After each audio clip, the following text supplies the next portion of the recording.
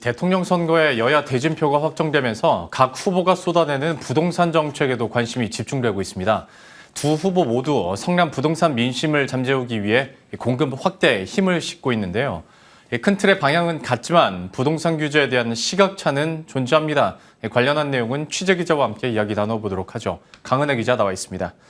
일단 이재명 후보도 그렇고 윤석열 후보도 그렇고 대규모 주택 공급에 대한 방점은 찍고 있는데 결이 다른 부분도 있고 잠시 후에 그 차이점도 한번 짚어보도록 할 텐데 일단 이재명 후보의 주택 공급 공약부터 한번 내용 정리해 볼까요? 네, 일단은 공교롭게도 이 신규 주택 공급 목표가 두 후보자 모두 임기 내 250만 가구로 동일합니다.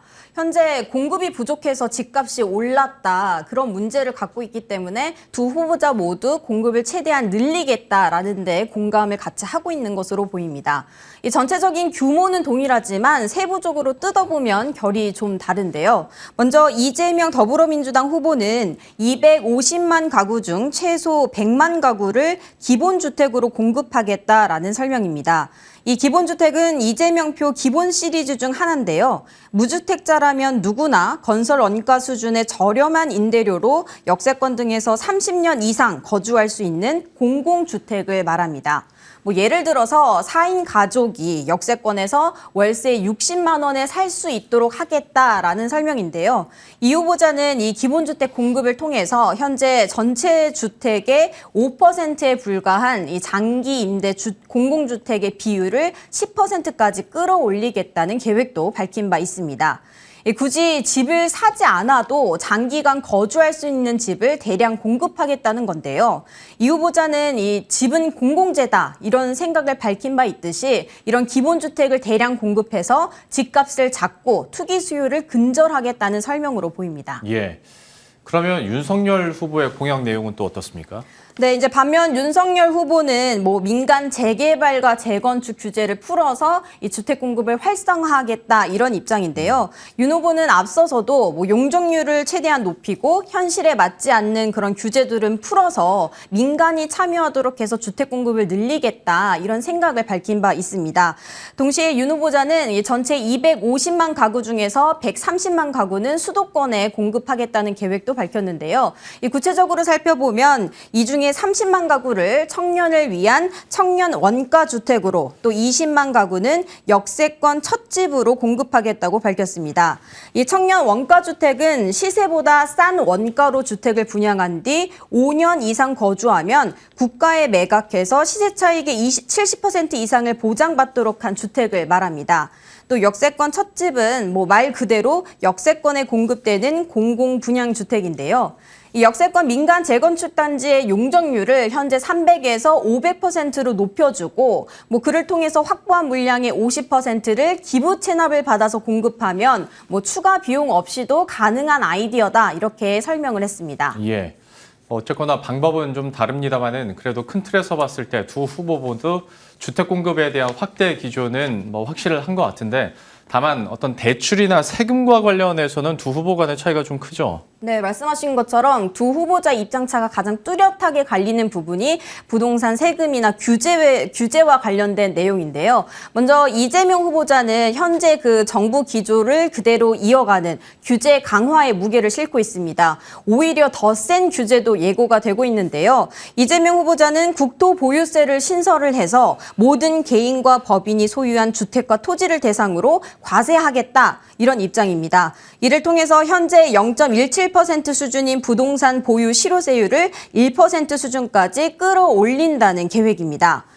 국토 보유세로 15조 5천억 정도 확보가 가능할 것으로 보이는데 이걸 기본소득으로 돌려줘서 조세 저항을 좀 낮추겠다 그런 아이디어로 보이고요. 또 부동산 시장을 안정화하기 위해서 분양가 상한제나 분양 원가 공개 또 후분양제 이런 것도 추진을 하겠다 이야기를 했습니다. 반면 윤 후보자는 현 정부의 기조를 완전히 뒤엎는 규제 완화 프레임으로 좀 바꾸겠다 이렇게 밝히고 있는데요. 대표적으로는 다주택자들을 대상으로 한 한시적 양도세 경감을 꼽고 있는데요. 이 세제 완화를 통해서 매물을 늘리고 이 부동산 시장 안정화를 깨야겠다 이런 계획입니다.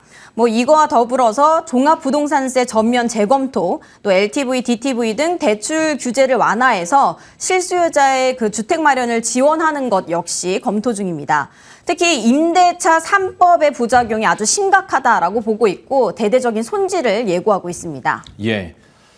그런데 이렇게 경쟁적으로 공약을 내놓게 되다 보면 좀 아무래도 현실성이 떨어지는 경우도 생기지 않습니까? 지금으로서 그러면 이 공약들에 대한 현실 가능성이나 시장 안정화 효과에 대해서 전문가들은 어떻게 평가합니까? 네, 아무래도 가장 중요한 건 재원 조달 문제인데요. 예. 기본주택이나 원가주택 어디에 얼만큼 어떻게 지을지가 중요하잖아요. 그러다 보면 자금이 가장 중요한데 지금은 구체적인 내용이 나와 있지 않기 때문에 정부 재원만으로는 힘들기 때문에 어떻게 할지 구체적인 실행 계획이 필요하다라는 조언들이 많은데요. 전문가들도 그 부분을 지적을 하고 있습니다. 전문가의 설명 직접 들어보시죠.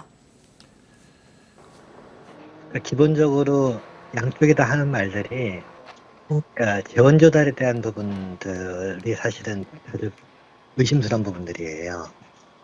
이게 결국 세수를 가지고 감당을 해야 되는 결과인데 이 부분들을 어떤 식으로 재원 조달을 해서 그들이 원하는 정책을 가시화시켜 나가고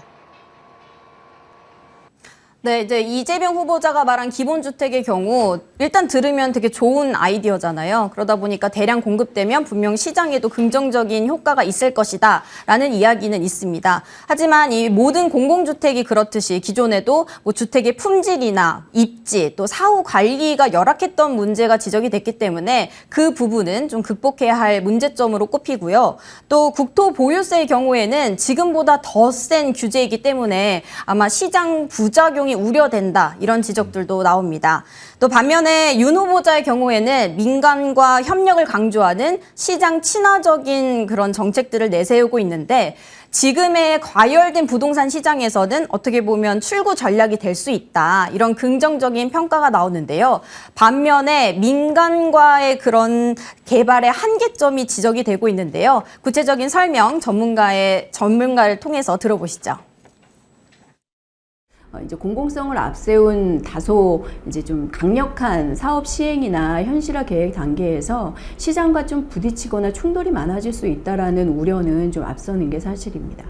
다만 민간 중심의 공급에서는 여전히 이제 공급되는 주택의 가격이라던가 공급량 같은 것들이 아무래도 공공을 중심으로 한 이제 강력한 공급 방침보다는 좀 지연되거나 공급량이 축소될 가능성 그리고 가격은 계속 좀 높게 공급될 가능성이 있기 때문에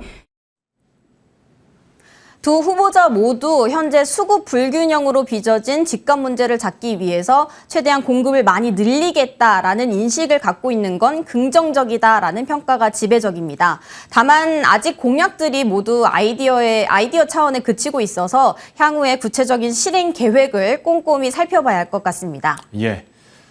지금까지 강은혜 기자와 함께했습니다. 잘 들었습니다.